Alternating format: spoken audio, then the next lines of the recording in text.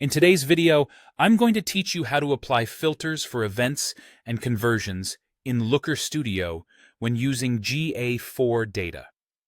Whether you're a seasoned data analyst or just starting out, this guide will help you customize your reports efficiently by filtering specific event data.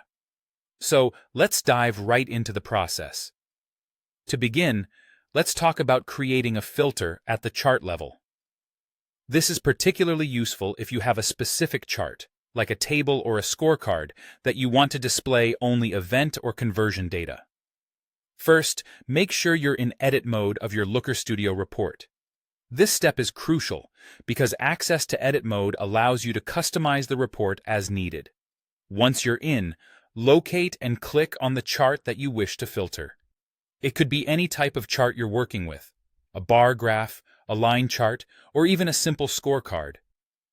After you've selected your chart, direct your attention to the Setup panel on the right side of your screen.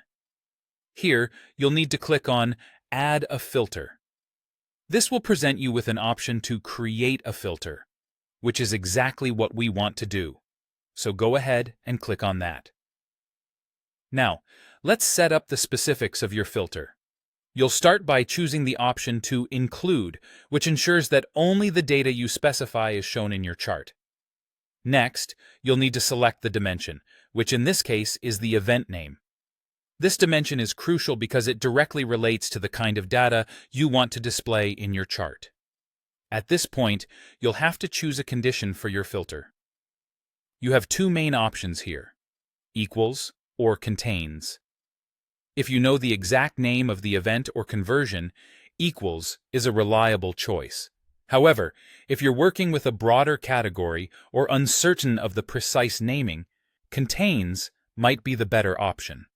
This flexibility lets you cater to more varied datasets.